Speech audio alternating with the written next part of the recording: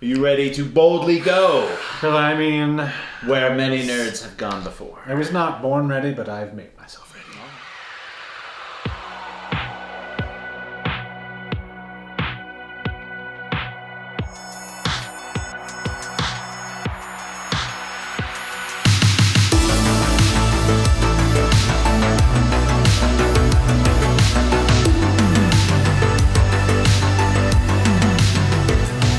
We hope you're all having a great day today. Thank you so much for tuning in to the Maxx show. We are on episode 7, and we are very, very grateful for all of you who have subscribed and liked so far, and for all of you that have gone over to the Facebook page for the show that I finally got around to creating last week. Thank you for giving us a like over there as well. Feel free to add some comments in there, give it a share, and while we're here and talking about it, you might as well just like this episode right now. Ring the bell for notifications. It's pretty easy. All right, let's jump into our first impressions of Spock Amok. Spock Amok. Spock Amok. Spock Amok. First impressions. Okay, so a first impression sort of summed up fantastic, right? Mm-hmm. Yes. The episode was fantastic. It had so much of what we had come to expect from the series. We got our wish list. We got so many items marked off of our wish lists just in one episode. It was almost like they traveled back in time, watched our wish lists, and just delivered. It was uncanny, the number of predictions. Yeah, I felt good about that. I feel like people are going to call hoax on us. Yeah. Because we were pretty spot on with just about everything. Yes, we were, and I promise, we are not watching ahead. No, we're not. We've just watched so much Star Trek at this point that our wish lists and our predictions are pretty good. Yeah, I think it was episode 2 we started talking about shore leave. And you're like, yeah, that's going to hit the 50% mark halfway through the season. Boom, episode 5. I kind of nailed it. Shore leave. Yeah. Mbega, he needs more time. We need to get to know his character. Got it. Right. I mean, the fly fishing. I have some qualms with the term fly fishing. Well, that's in junk science. Because we're going to break down the science of fly fishing. Because apparently the Star Trek writers don't know their types of fishing. Or just chose not to care. They should care. They should. They should care. There's a huge difference. There's a big difference. Yeah, and I'm more of a stand on the shore fishing kind of guy. And I love fly fishing. The blending of modern visual effects and modern production value with the spirit and soul of older Treks, alive and well. It was, yes. That was fantastic, right? It was the way they managed to bridge that gap. Was very surprising because we got hints of it in the previous episode. Yes. Memento Mori. Yes. We got hints of that. And then in this episode, that was the heart of it. It was. The first 3 episodes of Strange New Worlds, they're all fantastic episodes, but they still bring a lot of drama. High drama. In all of those episodes.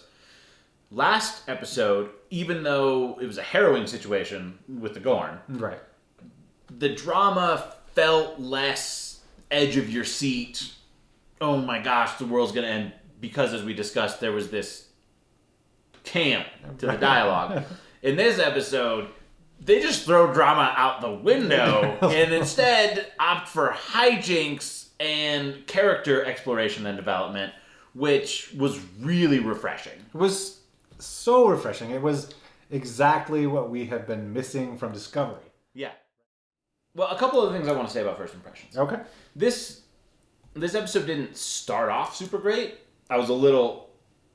First you see the title, and you're like, oh my god. This is going to be a really Spock-heavy episode. And then it starts with Spock having his, quarrelsome dream with himself in the ritual. He's like at his wedding. Yeah. And... Califi. Yes. Yes, the ritual combat. And my trauma alert went off. I was like, oh, great. Now Spock gets to have an identity crisis. Absolutely, yeah. I kind of figured that might trigger you a little bit. It didn't go that way, but I did love in that opening scene where he ends up fighting, the human version of Spock ends up fighting the Vulcan version of Spock. The accompaniment to that scene with just a lot of horns. How they scored it? Yeah. It reminded me of like the Hercules movies, like those terrible, terrible movies you would see in like the middle of a Sunday afternoon on whatever your local old person show was. Spartacus maybe, something like that. Yeah. And at that moment, you should have seen what the rest of the episode was going to be. Aliens of the Week. All right. So, the Rongovian Protectorate. The Rongovian Protectorate. Right. Everything in this episode had an apostrophe in it. There are a troubling number of apostrophes. That's how you write. In all of Star Trek. But yeah, this one was heavy. You don't even make an alien, throw an apostrophe in there. Yeah. So the Rongovians, we didn't spend a lot of time with them we didn't spend a whole lot of time with them, period. But I am curious maybe to revisit the Rongovians in later episodes just to see kind of how far they take this empathy. I love how in the very first interaction they have with Pike, right, they tell him, hey, empathy is the key to our communication and to our culture. And then it takes him the entire episode and then at the end he's like, my hunch was they liked radical empathy. Yeah. Like, what do you mean your hunch? Don't try to impress the Admiral, they straight up told you. I am with you on this, but it was less explicit than that. They were like, we value empathy highly. Mm-hmm. It wasn't like it's the key to our communication and culture. But they didn't even try at first. Well, I mean, empathy for, I would say, at least sort of the cast engaged in these negotiations on the Federation side, kind of goes without saying for most of them, right? Because they're just very empathetic people. Just naturally. That's sort of their baseline. So, well, they describe them as reasonable. They describe people, the Federation as reasonable. They do describe it, yes. Yeah. But I like this idea of like empathy being this sort of outstanding trait governing the species. That's really interesting and cool, and like to revisit that outside of a diplomatic scenario, right? Just like how would these guys interact with the Borg or with the Ferengi? Oh my God! How would that go? That needs to happen. I think it should happen. That absolutely needs to happen. Their interaction with so you see them interact with a Tellarite, a Vulcan, and the humans. Mm-hmm. And they kind of mirror. It's really funny in each situation. It was, and they kind of mirror the mannerisms of whoever they're talking to. Well, it's crazy because they out logic the Vulcan, and it's not Spock. No, right? So it should be, but it isn't. Right. It's a whole Vulcan, right? It's like the chief logic Vulcan, and they out logic them. So great. They out, reasonable Pike, and they out insult a Tellurite. They do. So they have impressive empathy skills. Yes, their capacity to sort of switch between these modes is interesting. It's pretty cool. Yeah, it's very cool. I would like to know how a Tellurite became a diplomat. That seems problematic. It does. It does. Like, they're constantly at risk of giving offense, right? Yeah. But you can also see... Well, they're not even at risk of it. They outright try and give offense. They just like modus operandi. You could frame it a different way, right? You could frame it as a Tellarite has no sort of filter, right? So that means their baseline honesty going into any negotiation with anyone who's sort of familiar with that trait of theirs, at least there's that parity, right? Going in, it's like they're not gonna, bullshit me on this. I could see where that would come in handy. Yeah. But you take that same attitude into a diplomatic meeting with the Klingons, you're just as likely to end up dead. Yeah. Well, so the Klingons are either going to kill you or like really enjoy it and be like, that's a good one. The Romulans are probably going to kill you either way. Yeah, it's not going to work. And the Klingons might enjoy it. They're still probably going to kill you. Yeah, that's true. They're like, you are a clever little man, but you have insulted my honor. One other thing on Aliens of the Week, and you mentioned when La'an and Una find those two cadets. You were like, oh, a cadet, the blue-skinned one. The Bolian, yes. The Bolian, yes. You had thoughts on... Was there thoughts on that? Or was it just... You were just like, oh, a Bolian. So that's kind of just an ongoing wish list for me, is that the Bolians are omnipresent, kind of, in most Star Trek series, as this... But you still know very little about, Bolius or the Bolian people. Yeah. They're always like cadets or barbers or just like in the background. There's one in Voyager who's on the Maquis. Yes, there is. Where he does all the running. Yeah, and it's the only thing, so it's like these little asides that you get, and they're not like flattering either. There's these little asides that you get about Bolians suggesting that they've got like digestive issues. And they need like special plumbing requirements. Which is odd, and I'm just like, well, who's fighting the corner of these Bolians? They kind of just, like, I want more, right? I want more beyond they need special toilets. I feel like at the very least, they deserve more than special toilets. They do. I would be worried if they did a Bolian deep dive that I would just find out more about the special toilets than I ever wanted to know. I think they've like they've backed themselves into that corner, right? But like, well, we the can't do the... Okay, nice. But I feel like they're thinking, we can't really do the Bolians now because that's just going to be a whole episode where we have to explain what we've been hinting at this whole time.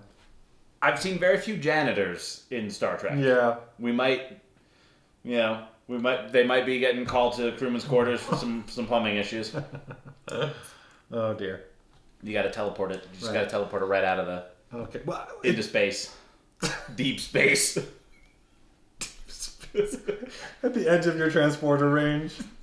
The edge of the Beta Quadrant. That's why they needed the Rongovian Protectorate. We have to expand our sewage system. Oh gosh.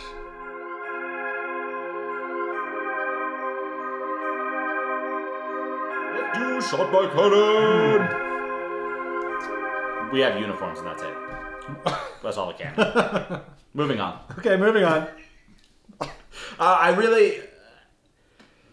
There wasn't a lot of canon I picked up on watching this episode twice. So this is where I'm going to...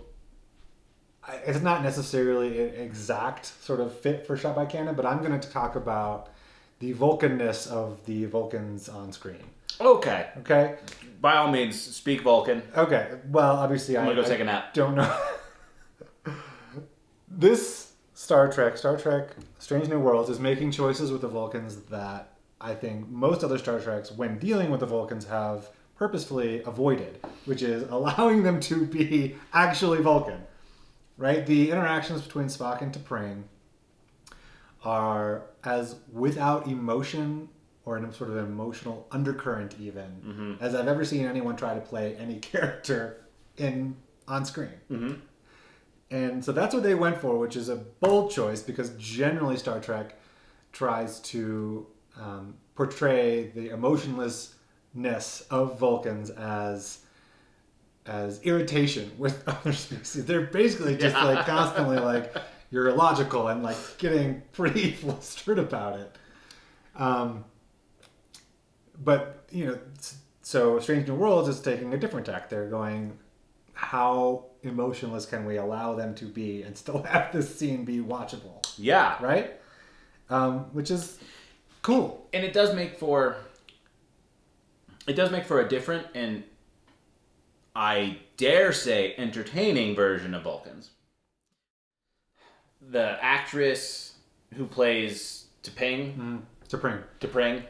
I keep thinking it's like Ping from Mulan. It's T'Pring. Well, It wouldn't be an episode of the Astro Maxx show if I didn't get at least one character's name wrong. It's true. So, Keep a running tally. It's going to need to be a long tally. There's a lot of characters. And you had mentioned this too, she sounds so robotic. She does. She sounds, yeah. And you are kind of left wondering if it's just not the best cast character. You're like, did you just get cast because you were like, you were going to be in one episode and then that was kind of it and you're just going to pop in here and it doesn't really matter. Right. But she got to really have a range in this episode. And she was good. Yeah. It was good. It was fantastic. She pulls off some facial expressions that would make any Vulcan proud. Right. Or, I mean, so that's how they introduce the Vulcans, with the pure Vulcan-ness of them.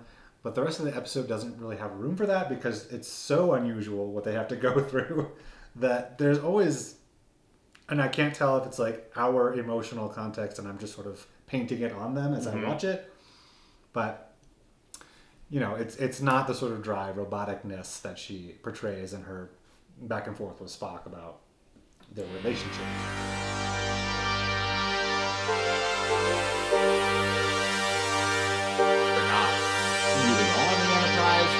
We can talk a little bit about Enterprise Bingo. That's kind of funny. That's kind of funny.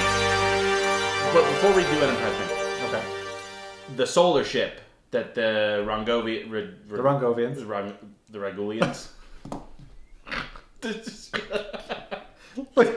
We were just talking about this tally, man. Look, I got our episode number right, and I got the episode number of Strange New Worlds right. Yeah, I mean, it's pretty good. I've done my job. You're welcome. Okay.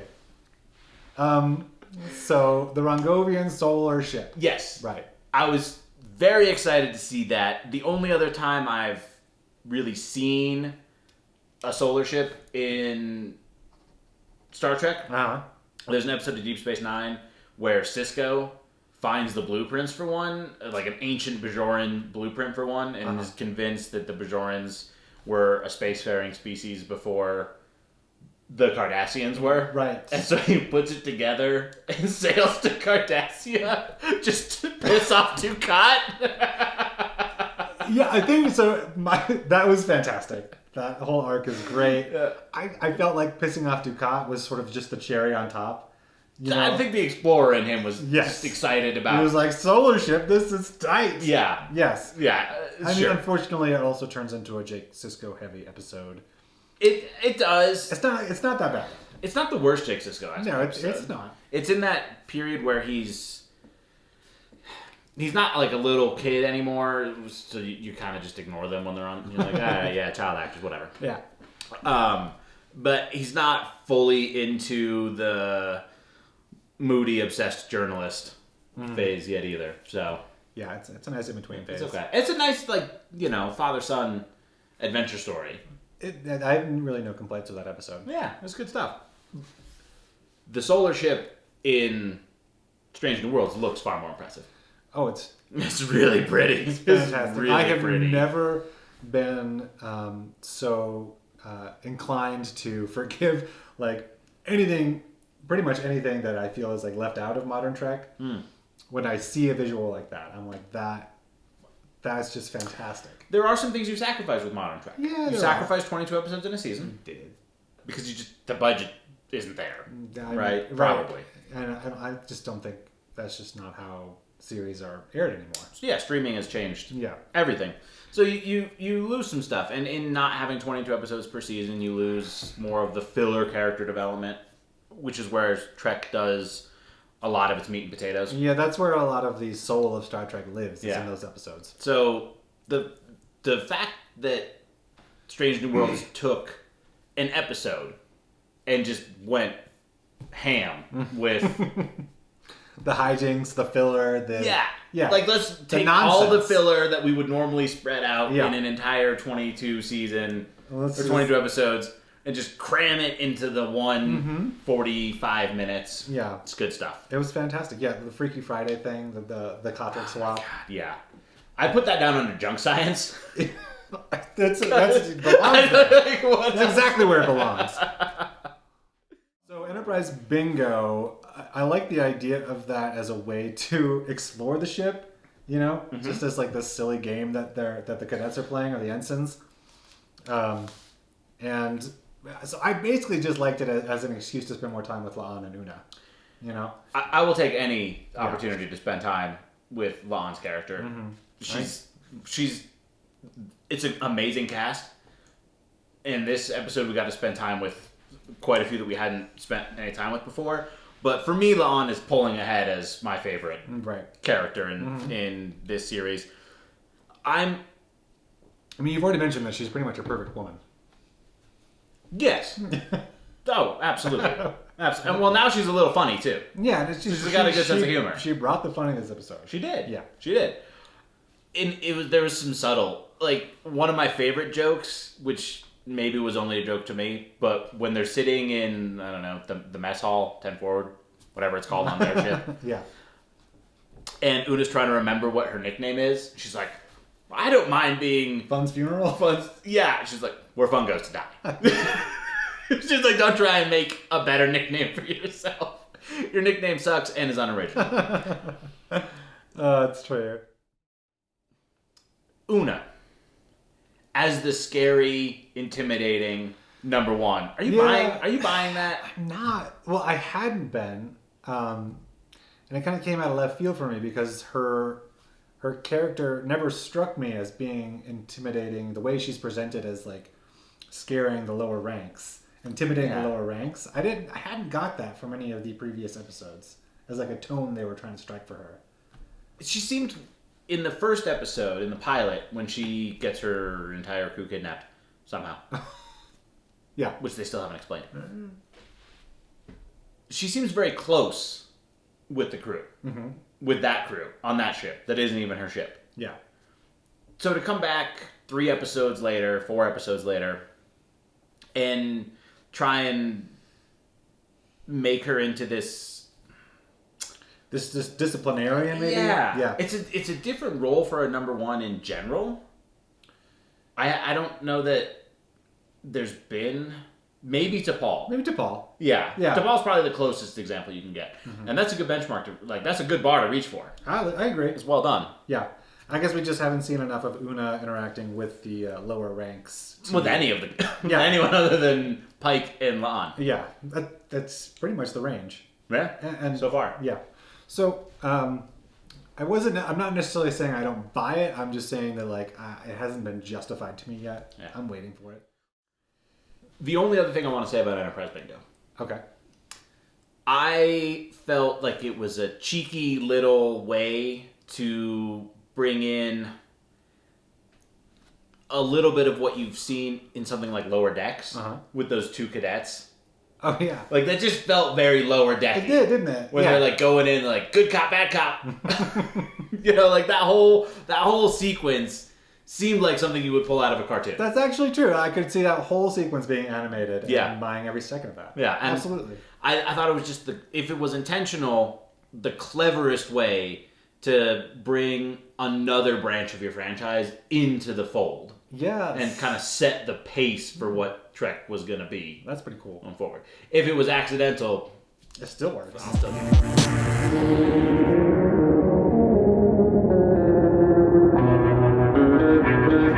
This entire episode was so accidental. That was the tone throughout. Yes. This could either be the longest episode we've ever done. It could break the 50-minute mark. I could be here for a couple days talking about how bad this was. Or it could be the shortest episode ever. Because everything could be summed up with. It was great. It was great. Yeah. The flavor, we already discussed this a little bit, but the flavor of the pacing and the dialogue that we caught hints of from the last episode was the tone throughout here. Yeah. Right? And the campy, nostalgic nature of that made the entire episode feel like, you know, oh gosh, this is sort of over earnest hijinks. This is kind of coming out of left field, like every second. Yeah. Every scene had some form of new ridiculous to it. Yeah. Captain, I must go attend to the security things. Security things.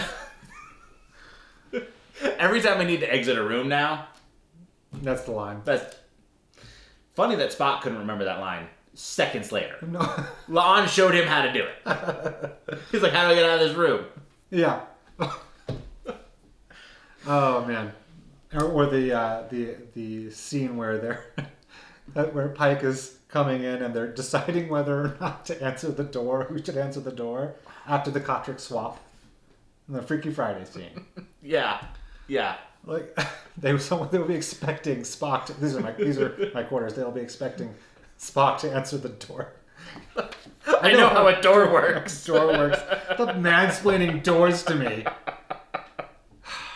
No wonder Spock's relationship's in trouble. Our wish list, way back when, included shore leave. It did? And when we first discussed shore leave, we figured the trifecta was going to be Uhura, Ortegas, and Sam. Oh, Sam Kirk. Our RIP. Yeah. So, quick aside. That is why I'm sporting this mustache right now, because I'm assuming 3 episodes since his last appearance that he has died off screen, right? That's just The only logical It's explanation. the only logical explanation. So here it is. My co-host is now Sam. In memoriam. We were going to get no more of him in the show, so we brought him into our show. Here I am. The trifecta we ended up getting Yes. was unexpected, but amazing. Yeah. Because not only did we get a great shore leave shenanigans, we got to spend time with characters we hadn't spent any time with. So our shore leave trifecta is Ortegas, so we had one right, Nurse Chapel, and Dr. Mbenga. And his hat. He had like 3 lines in that episode, and I feel like I know more about him than I got in the previous 4 episodes. Except for that one scene where he's talking about his daughter. Yeah. That was a pretty deep scene. That was pretty deep. But hey, the fishing element, that was just the kind of sort of nonsense detail that sort of filled out the character. Like, just that's what I was after. If only they had been accurate to their fishing. Because, fine, we won't say it for drunk sense. We'll do it now. Because it was so bad. It was good. Yes. Except this one was just bad. It was just bad. Like they said, he said specifically, it's for fly fishing. And I was like, yes, a fly fisherman. I was so excited to see him out in the river. Like, river runs through it and casting his fishing net out there. Not a net. The line, yeah. Whatever. We'll put that up in the same category as getting a name wrong. Okay, can you imagine? They're like, they visit him and he's like casting a whole fishing net. He's like trolling the river. The trifecta. Yes. The trifecta. Back to the trifecta. Yeah. So a lot of the sort of mischief comes from Nurse Chapel, which was unexpected. So unexpected. Yeah, because I always expected that like Ortegas, out of the 3 of them, was going to be the driving force. How is to she a the lot of responsible one? I don't know. How is she the responsible She one? was though.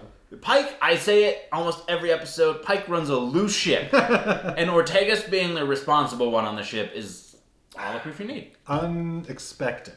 Yeah. However, Nurse Chapel being the mischief one was caught me by surprise, but in reflection should not have. No. Because in the pilot, she's just like knocking people out with hypo sprays. With like no warning. Yeah, it's true. She's got the sort of the mischievous eyes too. Yeah, I like the hijinks that she gets up to. Mostly spinning off of, her sort of failed love life. Yeah. She's like, well, her love life seems not failed. It's just not committed. Well, right, but the one person that she's sure of in this sort of moment that she is on the same page with her turns out not to be. And it's like, I was hoping we could talk about us, and she's like, "Aw," She gets the ringing in her ears. Yeah. She's like... It goes full like shell shock. Like, you just got hit by a mortar. So that's a theme in this episode, like the least graceful exits. Yes. Right? And so she's just like, I have to go help my friend now. This is what happens when you take a deep space like voyage for like you're on an extended mission and then you come back to civilization and you don't know how to function in these scenarios anymore. Which makes sense, right? It does make sense that you've been hanging out with the same 100 people. Yeah. You know, for the last 3 years. However long it we've been out there. It would make sense that there's some adjusting to do. I love after she kind of shuts her date up and walks off unexpectedly that in the background while she's talking to Spock, he's still sitting at the bar. Yeah, the guy. Yeah, the poetry guy. The poetry guy. He's still sitting there. Like... Yeah, I love how she's exited that awkward situation with no grace whatsoever. Zero grace. And then most people would be like mortified in that situation when it remove themselves. Yeah, entirely. I'd be so uncomfortable. So uncomfortable. 10 feet from the person I was just on a date with. Just talking to someone else. Like, I'll just sit here and write my poetry. This poem's about sitting at this bar. Yeah. Waiting for you to come back. That's more of a country song than a poem. It is. It is. Going back to the trifecta on the shore leave. Mm-hmm.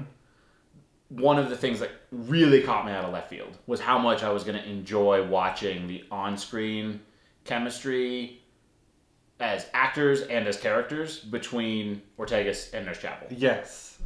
By the end of that episode, I was so invested in whatever they're going to end up doing. I totally agree. I mean, there's a rare sort of flavor between them from some of the best sort of Star Trek duos, right? Yeah. And we've discussed in depth how much we love Bashir and O'Brien. I don't think we've discussed it enough. Yeah, that's kind of the benchmark, right? That's sort of your top bar. Yeah. Yeah, that's the bar to clear as far as the best sort of buddy comedy going on.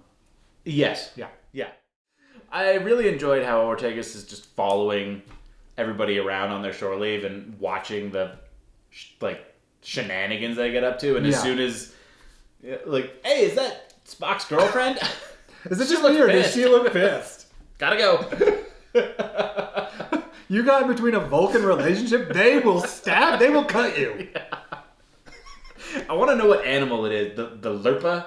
The lirpa? The lirpa. I thought that the lirpa was like that was it a weapon? I feel like it was the Vulcan staff that you Okay. see with the blade on the end and the weird. I imagined it as some like a lemur. They were like sick, sort of semi-domesticated carnivores on you. Well, I would more enjoy that. Yeah, that's where more my line hilarious. went with it. Yeah, okay. Let's the lirpa. The lirpa. The lirpa, yeah. Let's get our junk science on. This episode lived in two places that lived in so bad it's good junk science. Right. Let's start with the sea urchin phase, and we'll go backwards, and we'll end with how they ended up in each other's bodies. Okay. All right. And I have after all of that, I've got one more thing I want to discuss. Oh, okay. Yeah. Okay. So, the fact that you can alter... What do they call them? Katra? Katra. Katra. It's four. Get it together. This is together. I know. This is together as it gets. This is why I'm here. This is my job. Yes. I love that you can take sea urchin paste, apply it to the forehead, Right. stick some sort of electrical conduit. I thought of them as like new age crystals. Yeah, exactly. And Omega's like, we're bridging the science and something else. Yes. Travel's like magic. yeah. I mean, he's like, no, the mind. Yeah. Magic. Yeah, magic would have been a more reasonable explanation for that. The mind. Well, and I get it because there is this sort of a mysticism involved when discussing Vulcan telepathy, the Vulcan mind, this idea of the Katra, the essence of the Vulcan mind that could be transferred and carried in bottles. Just some weird stuff about the Katra. So the sea urchin base actually not a stretch. It's really not. No. It would have been 10 years ago. It would have been. Yeah. Well, Every time they bring the Vulcans around, uh-huh. they develop newer powers, new ways to use their the powers of the Vulcan mind continue to grow exponentially, and now they're able to swap. Like, it started with just a mind meld, right? Yes. I can just read your thoughts. Right. Very, rough reading of your mind. Mm-hmm.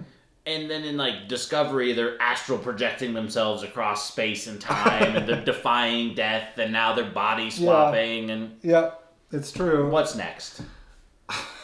What's next? Where do you go from here? Force lightning. Darth Darth Spock. Spock is about to join us. Oh my gosh. It's true though. There has been a pretty radical progression in like the things the Vulcans do. Even though the Kotric swap in this instance was a mistake and they didn't know how the hell it happened, they were like, "This was not intentional. This is." There's one more chant I'd like to try. We might need a gong. I think I have one in my closet. The only way that scene would have been better is if Pike walked in and they were holding the gong. And they were like about to... Yeah. It's like a tableau. Yeah. So Una and La'an play, like, doing the Enterprise bingo. Was great. That from was the bubblegum in the transporter to shooting each other with the phasers. Ow! That really stings. It's a phaser! You get to the end of it, and the last thing you got to cross off your bingo card is signing your name on the Scorch. Right. Which I guess is the last unchanged piece of the ship. Yes. Which says something about how many times Enterprise has been. That's true. There's one panel about yay big. Yeah. and this panel, it's called the Scorch. How many times it's taken direct weapons fire? Yeah, it's just, whatever it's made out of, you should probably make all of your ships out of it. Find out whatever impurity allows it to be so resilient. Right. So, Una and La'an decide that they need, like, a new way to break the rules. They got to one-up bingo. And they come up with a force field. And they're going to force field their way across the ship, the exterior of the ship. They're going to spacewalk using a force field, no spacesuits. Right. Which is how you imagine everyone else was wearing suits, right? Yeah. Yeah. And, okay, I'll go with you that the force field can probably hold oxygen. Yeah, your atmosphere's there. Yeah. What about gravity? Yeah, the whole of the ship does not have the grav plating. Yeah. It does not. And they're not wearing grav boots. No. There's no way you can convince me that the hull was equipped with grav plating. What should have happened is they should have stepped out of the ship and immediately just started bouncing around the force field. And that's how Pike should have found them at the end of that episode. I agree. It's like, well, we missed a crucial step in the planning of this hijink. Right? So the last thing that I have to talk about was... So at the end of this, Pike plays the hunch, that what these folks are after is someone to sort of accurately and with real empathy to take their point of view, right? Yeah. Now, this alliance is a kind of a rough sell, right? It's not necessarily going to be on the surface, the most beneficial alliance. There's lots of risks involved for the Rongovians. So Pike plays that hunch. The Rongovians leave without saying anything, but then they start flying the Federation flag, and Pike's like, "See, I got this. Like, I played that hunch. I was so right." And then they sort of just fly off in that beautiful solar ship. Yeah. My issue with this is, so at the end of these sort of formal negotiations, like, yes, we are now allied. That's not when you float away. That's when you sit down. You actually write the alliance agreement. That's the next crucial step. That would be the logical step. Well, but then you would miss the cinematic effect of having that ship float through with whatever it's true. That song was they were playing. Yeah. That was great. Great R&B. Yeah. I've never heard that before. That was fantastic. Yeah. But You would miss all those moments. You want to miss all of that for simple diplomatic protocol. No, I don't. But I also like the image of everyone sort of leaning back, self-satisfied, and then being like, "Oh, wait." That's going to do it for this week's episode of the Maxx Show. Thank you all so much for watching. If you enjoyed today's episode, please remember, hit the subscribe, hit the like, ring the bell for notifications. That way you get notified as soon as we release new content. We are also now on Facebook, Maxx Show on Facebook. Easy to find. And you can also email us at theastromachshow@gmail.com. Nice. Lots of ways for you to contact us. Feel free to use any or all of them. All of them. Use all of them, please. Just the same thing in each one. Love it. Will's going to read them all. I will. I've been Max. I've been Will. And we will track you next week.